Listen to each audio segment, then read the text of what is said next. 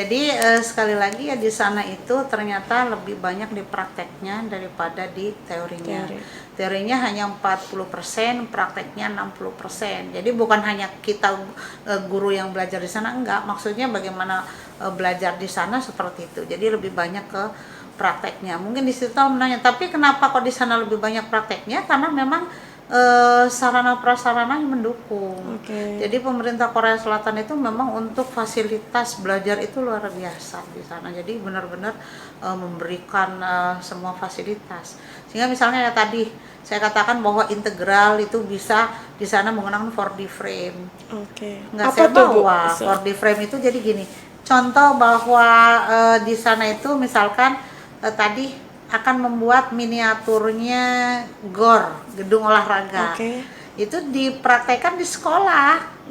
Gitu. Jadi saya praktek di sana ada tuh, cuman sayangnya saya nggak bawa nih Bu Lina. Nggak apa-apa, nanti mungkin ada dokumentasinya ada ya Bu, dokumentasinya bagaimana ketika saya di sana dengan teman-teman membuat 4D frame itu dengan menggunakan rumus integral. Kelas 12 itu integral. Kalau di kuliah itu di S1 itu integral.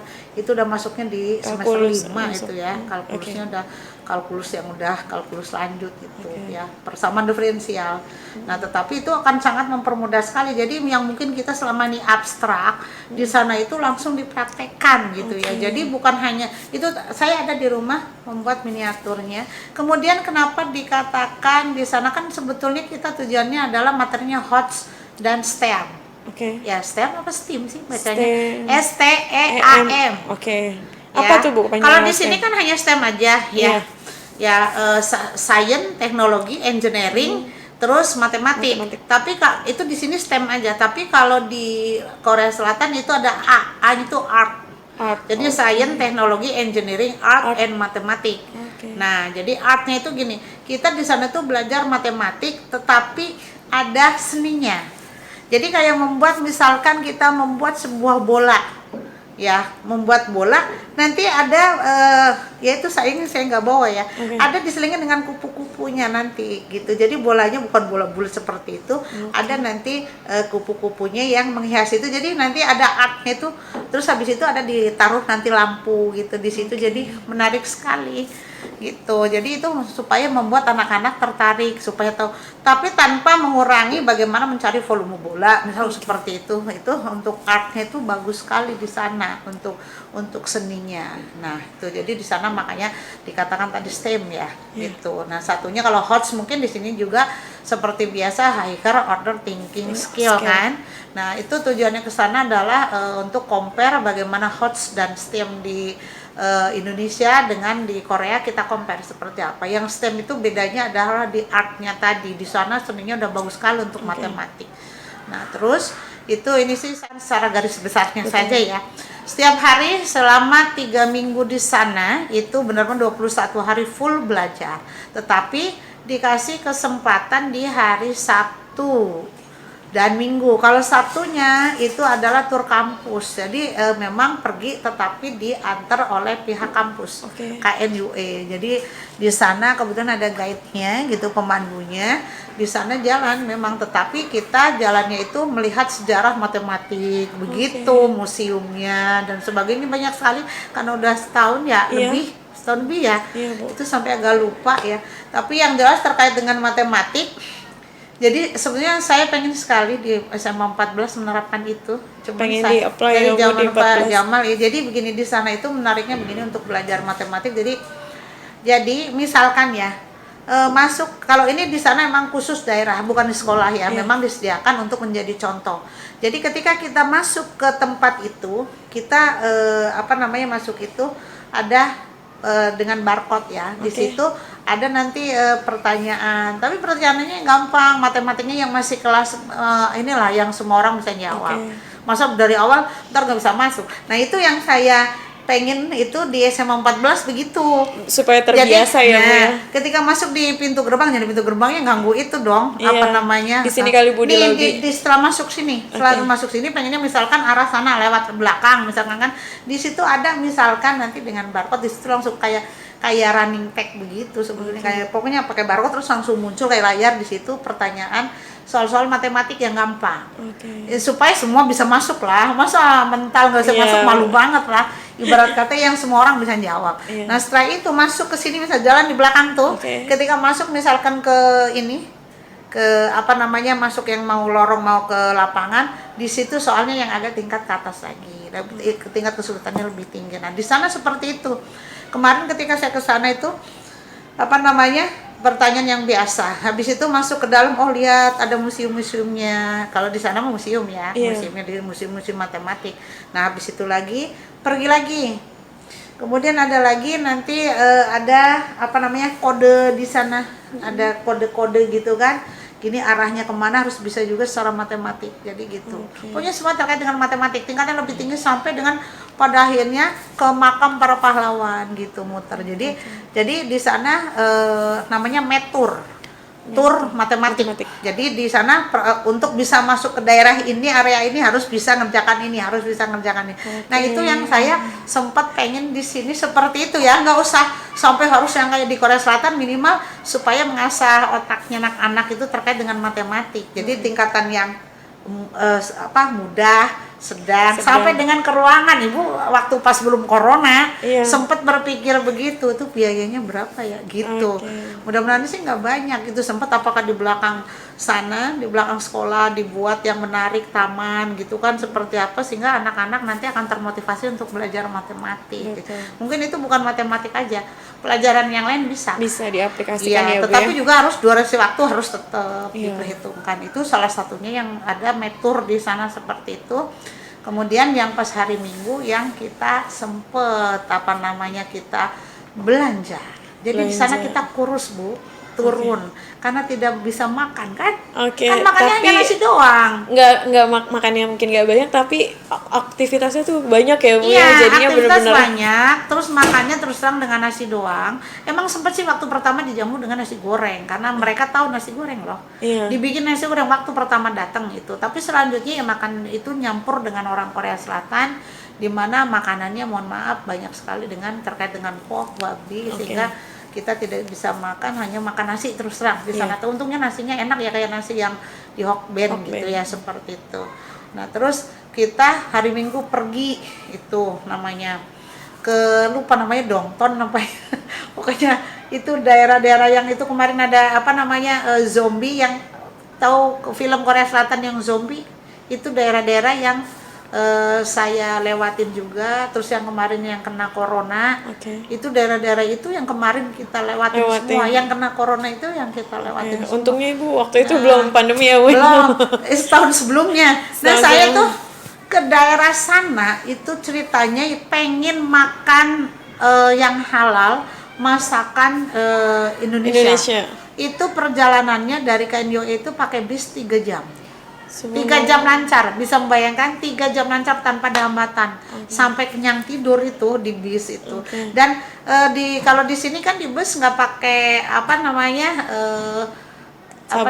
sabuk pengaman ya, seatbelt. Kalau di sana pakai di bus gitu, busnya ngebut banget tau. Nah habis itu pakailah, setelah turun dari bus pakai kereta yang kayak sekarang, MRT kan ya pokoknya terus yang kenceng banget juga. Terus di sana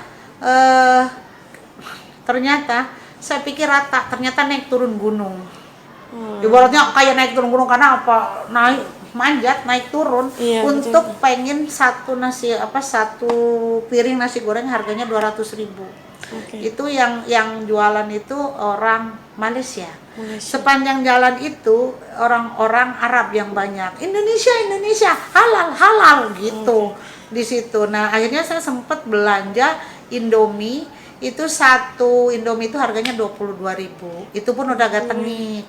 Terus telur segini kecil 13.000 ya.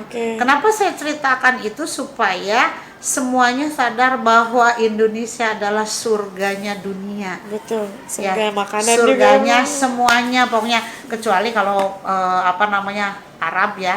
Kalau Arab kan emang itu untuk ibadah kita ya, di sana untuk umroh, untuk haji. Tapi pokoknya surganya dunia adalah Indonesia, bersyukurlah ya di sana. Nah iya, nah itu yang cerita terkait dengan bagaimana kehidupan di sana, makanan di sana. Yang kita dikasih terus terang dikasih lumayan banyak dari apa namanya pemerintah, terus terang itu menghabiskan dana yang tidak sedikit ya. Itu yang kita pikir dengan dikasih lumayan banyak dari pemerintah, ternyata di sana itu tidak banyak. Karena apa? Pulsa sehari aja paket itu 1 juta. Wow, Nah, 1 hari, Bu. ya 1 hari. Kalau di perpustakaannya, di belajarnya itu memang pakai wifi ya. Tapi kalau di luar kita sendiri, padahal kita udah membawa perpaketan dari sini masing-masing 1 juta, nggak laku di sana. Nggak bisa nggak pakai, benar nggak bisa nggak pakai. Jadi biaya hidup di sana itu luar biasa. Makanya ya berbahagialah hidup di Indonesia. Terus terang kita di sana mungkin hampir setiap hari nangis, Bu Lina. Kenapa, Bu? Karena kita kangen Indonesia. Rindu yang selama ini masakannya. misalkan ya, yang selama ini misalkan kita cintanya misalkan hanya 5%, sekarang mungkin udah beribu-ribu persen, beribu-ribu kali lipat cintanya setelah mengalami bagaimana hidup di luar negeri itu yang mahalnya luar biasa gitu ya. Terus terang saya beli itu gantungan kunci buat anak murid sama buat guru-guru. Gantungan kunci termurah aja 40.000. Beli 200 piece udah 8 juta pakai plastik kresek. Kantong kresek 8 juta kantong kresek. Kalau di sini 8 juta ke iya, Grand gitu. Indonesia Kalau di bisa. sini gantungan kunci 5.000 dapat ya. Apalagi yang lain-lainnya bisa gantungan kunci itu segitu, bagaimana harga-harga yang lain luar biasa. Jadi kalau kita kembali lagi semua ada plus minusnya, kita ke sana itu memang untuk belajar ilmu pengetahuan dan teknologi yang luar biasa, yang saya belum ceritakan bagaimana sekolah. Kita ke sana itu selain hari Sabtu tadi yang tadi ke Metur itu segala, kita berkunjung ke sekolah-sekolah, dari sekolah yang biasa, kemudian yang menengah sampai ke kelas yang paling bagus. Kalau yang sekolah biasa ya mungkin kurang lebih sama di Indonesia juga ya gitu. Terus kalau yang untuk yang kelas menengah itu udah mulai di atasnya, kemudian yang paling bagus yang terakhir. Yang terakhir itu yaitu SMA, tapi seperti kuliah. Jadi di situ itu nama sekolahnya apa lupa saya itu ya, karena udah lama ya. Tapi intinya itu sekolahnya itu seperti sekolah kayak kuliah, bahwa syarat nanti lulus dari SMA tersebut harus membuat karya tulis. Ya, nah di situ tuh yang masuk ke situ pun melalui seleksi. Terus guru-gurunya yang mengajar di situ semua profesor. Itu bukan hanya guru dari Korea Selatan, tetapi gurunya itu dari seluruh dunia yang diambil. Misalkan mendaftar di di situ itu, misalkan rata-rata profesor itu di situ salary-nya, gajinya luar biasa, tapi melalui seleksi yang luar biasa. Jadi misalkan matematik diambilnya dari Jepang, misalkan itu nih sekolahnya adalah tadi yang STEM itu, Science, Teknologi, Engineering, Art and Mathematics. Jadi masuk ke situ pun itu anak-anak yang pinternya luar biasa. Jadi emang sengaja Korea Selatan itu membentuk sekolah tersebut. Saya jangan sampai lupa namanya, Bu Lina. Iya, gitu gak apa-apa, ya. Bu. Iya, itu itu di situ tuh luasnya luar biasa sekolah. Luar KNUE ya beda. Itu sekolahnya berhektar-hektar. Terus itu untuk sidangnya karya tulis aja kayak di stadion, Bu. Iya, luar biasa itu, kayak gedung film, tapi yang benar-benar luar biasa bagusnya. Di situ profesornya yang akan menguji semua. Jadi kayak dokter aja itu tamatan SMA di sekolah itu ya. Jadi itu yang paling menarik ya. Kemudian di sana tuh moving class, Bu. Seperti yang pernah kita terapkan di sini belajarnya. Hampir semuanya moving class di sana. Jadi emang moving class itu memang awalnya kan dari luar negeri, itu sekolah internasional. Cuman kita terus terang waktu itu pas saya kurikulum di tahun 2013 pertama kali ya, kurikulum 2013 kan menggunakan moving class. Jadi moving class itu dibilang kelas berjalan. Jadi gurunya tetap kayak kuliah, gurunya yang ada di kelas itu, kemudian anaknya yang muter gitu. Memang di sana saya lihat, jadi idealnya ruangan itu dikatakan labnya. Misalkan di sini kita tes science gitu kan, teknologinya, engineering, matematik itu semuanya, ini bahasa Inggris semuanya masing-masing ada ruangannya. Yang paling menarik adalah ketika saya melihat teknologinya. Ketika anak-anak itu pegang semua laptop semuanya, dia membuat program. Bukan lagi matematik biasa di sana saya lihat. Nah, gitu pakai bahasa Inggris kan bilangnya itu membuat program. Jadi memang disetting untuk programmer menjadi programmer di situ, programmer di sana seperti itu. Itu yang memang bagusnya yang sekolah yang luar biasa itu satu.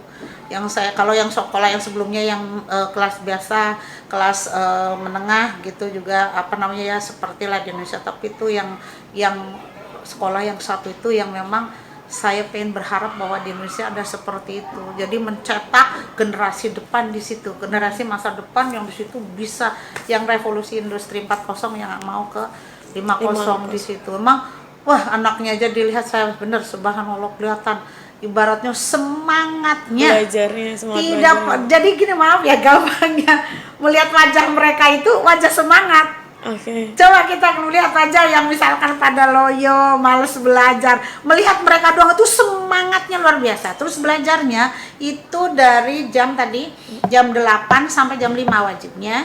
Setelah itu lagi disambung lagi sampai dengan jam 10 malam. Bahkan sampai jam 12 malam itu makan kayak ekskul gitu. Tapi seperti wajib. Jadi sampai jam 5 itu memang ikut semua. Setelah itu dilanjut lagi sampai dengan jam 9 10 malam. Itu yang memang ekskul yang terserah ibaratnya pilihan mereka, tapi hampir semuanya ikut dan setelah itu sampai dengan malam pun ada. Tetapi di sana komitmennya ketika belajar dari jam hari Senin sampai Jumat belajar memang belajar. Tetapi ketika waktunya memang itu hari libur. Oke. Hari Sabtu Minggu ya memang buat libur, nggak ada yang namanya Sabtu Minggu ke sekolah itu di sana seperti itu. Oke. Jadi Beda emang sama misalkan di sini ya Bu ya. ya gitu seperti itu ya. Jadi emang ya semuanya ada plus minusnya. Cuman kayak tadi disiplin ketika saya naik bus terlambat, ngantrinya tuh bagus banget. Budaya antrinya di sana Nggak ada yang biasa. nyelak-nyelak ya Bu? Nggak ada. Oke. Gitu. Misalkan bus itu apa namanya jam 6:05 kita udah berdiri di situ jam 6:06 gitu kan, itu udah langsung close sendiri. Padahal sisi semenit. Kalau di sini kan lari-lari tunggu gitu kan. Iya. Kalau di sana udah nggak ada. Oke. Semuanya udah sadar bahwa jam segini ngapain, jam segini ngapain, semuanya udah gitu. Tapi sadar kedisiplinannya yang dapat kita ambil adalah kedisiplinan yang luar biasa. Terus jalan kaki yang udah menjadi budaya yang sangat bagus di sana gitu ya. Tapi lumayan kita celananya bapak-bapak pada melorot gitu kan, pada mencari sabuk pengaman Karena ikat sering pinggang jalan ya, Bu ya. gitu. Dan ibu-ibunya semua rata-rata pada langsung ya Langsing. lumayan 5 kilo mah ya lumayan, ada 5 sampai 10 kilo pada turun 3 minggu Ya itu. Allah, subhanallah. Iya, Terus iya. kalian diet ya Bu ya? Ya, cuman nih yang terakhir yang tadi saya katakan ya sebetulnya sih kalau mau diceritakan banyak ya, tapi ini juga udah banyak sebetulnya. Oke. Gitu kan. Kalau mau diceritakan detailnya banyak.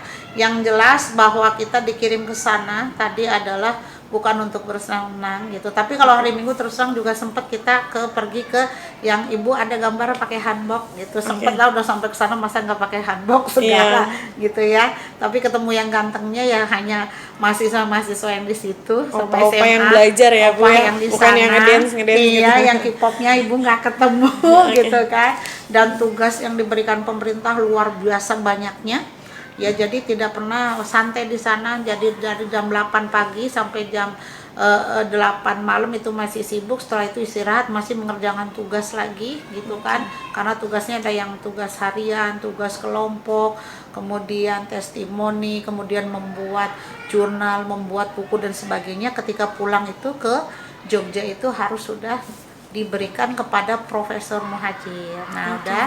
Nah, pas terakhir pas kita pulang tadi yang katakan di Incheon itu kita ketemu dengan tadi robot ya, penunjuk lah informasi. Saya ada fotonya, malah mainan saya dengan robot itu sebelum menunggu pulang gitu kan.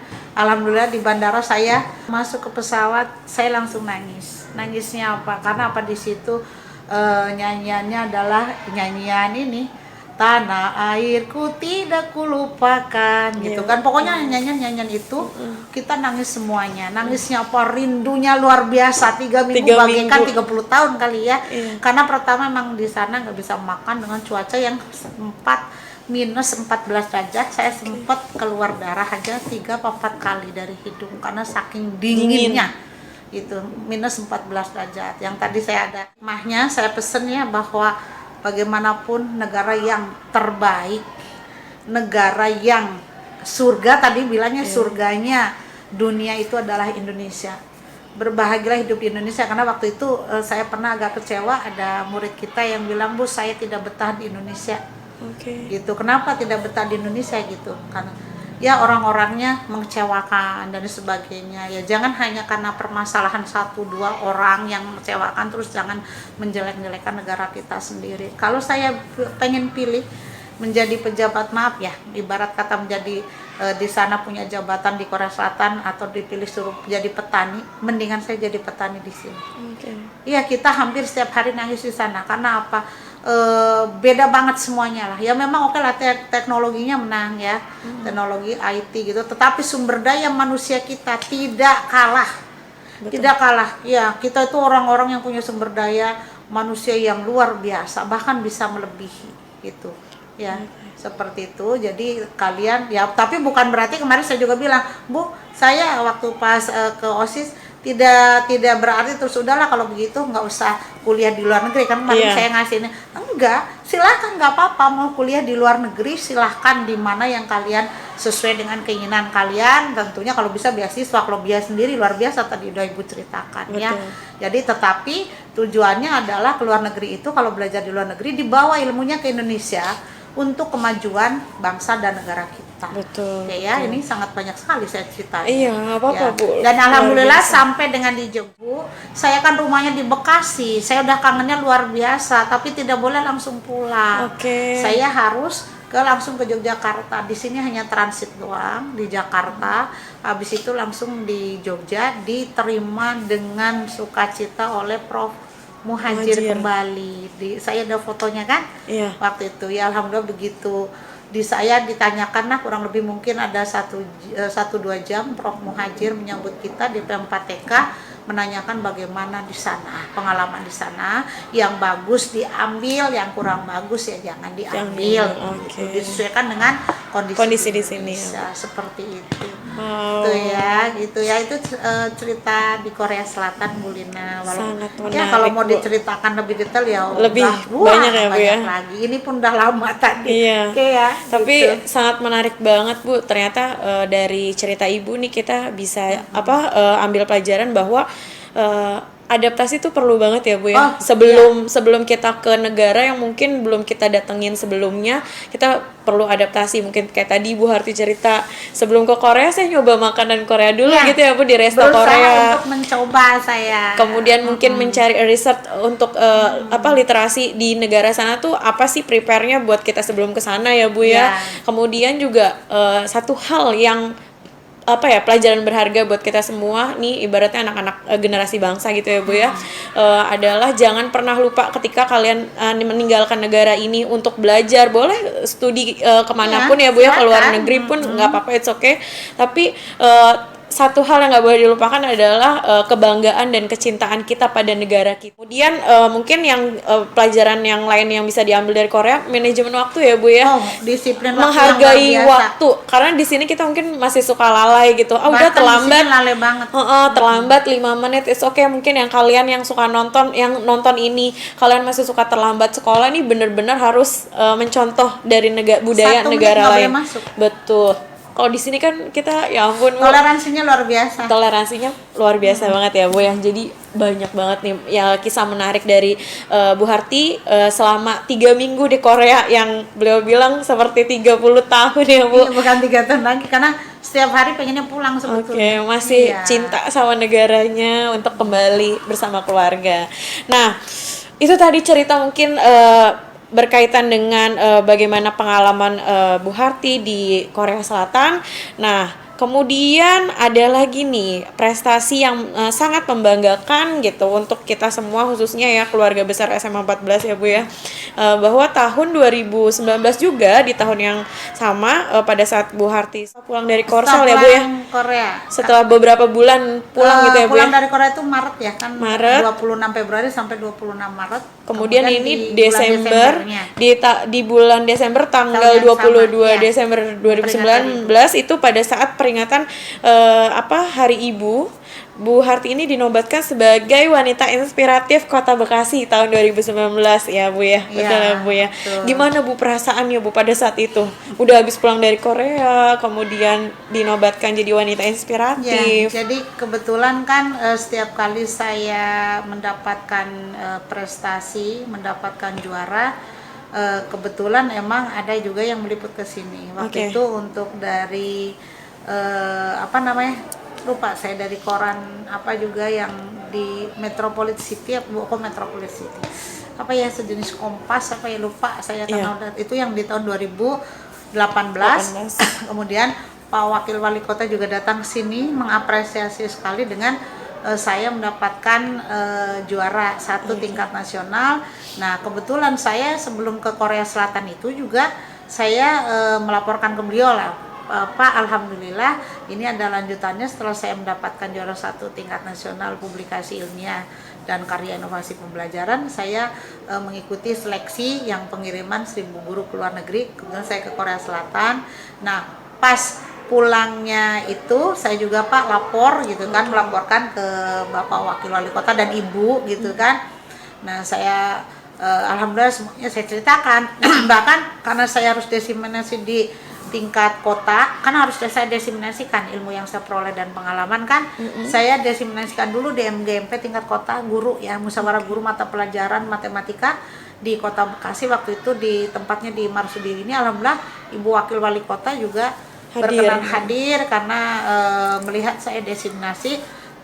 Di situ sekaligus saya memberikan buku yang saya buat yang selama di Korea 3 minggu itu saya berikan kepada beliau. Dan kemudian berlanjut di bulan Desember itu ada lomba itu tadi wanita inspiratif Kota Bekasi gitu.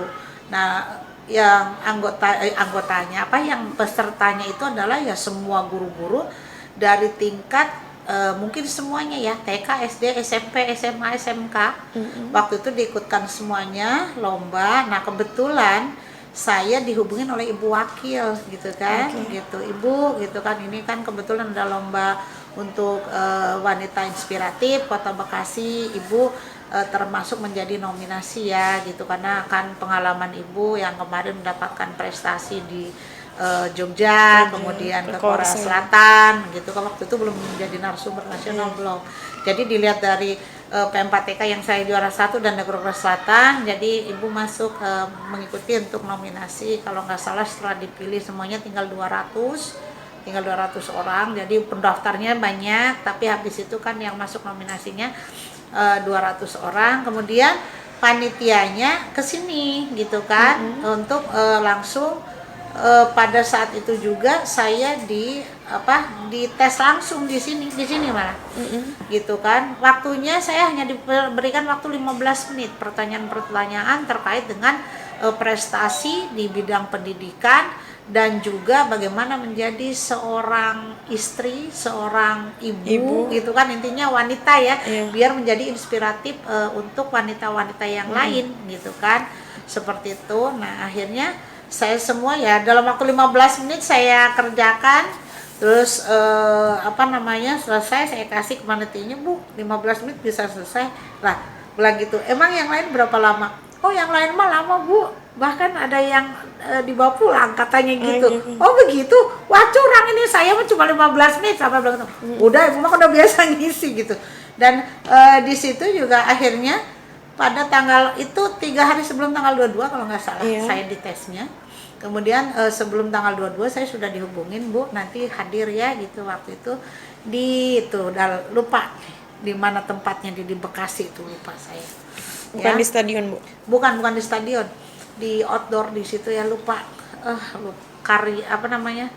Lupa deh Bu. Udah lama ya. Intinya lupa. Di Bekasi ya Bu ya? Intinya di Bekasi, di situ alhamdulillah memang dihadiri oleh memang Bapak Wakil Wali Kota dengan Ibu, dengan pejabat-pejabat di situ ya, semuanya hadir yang banyak ya gitu di situ. Alhamdulillah ya, saya di situ setelah diumumkan kan di situ bukan hanya satu. Jadi misalkan di situ ada yang di bidang kesehatan, dokter gitu kan. terus misalkan lagi di bidang yang lainnya ada gitu kan, bidang-bidang. Nah saya di bidang pendidikan, alhamdulillah saya ikut gitu kan, menjadi waktu itu wanita inspiratif Kota Bekasi di bidang pendidikan di tahun 2019 dalam rangka memperingati Hari Ibu. Seperti itu, alhamdulillah ya, mungkin salah satu juga bentuk apresiasi saya yang sudah membawa baik nama Kota Bekasi dan Jawa Barat, karena udah dibawa sampai ke tingkat nasional, ke internasional. Di Korea Selatan itu yang saya lihat pertama kali sekolah yang ke sana adalah dari SMA Negeri 1 Samarinda. Karena di situ ada plakatnya. Kemudian barulah kita semuanya di sana masing-masing ada. Jadi SMA Negeri 14 Kota Bekasi itu di Kemdikbudnya udah dikenal gitu kan, di kementerian gitu. Kemudian di Korea Selatan sudah ada namanya di sana. Berbanggalah nama SMA 14 sudah saya gendong di sana. Kemana-mana. Wow, luar biasa ya Bu ya, membawa nama baik SMA Negeri 14 Bekasi tentunya ya Bu. Nah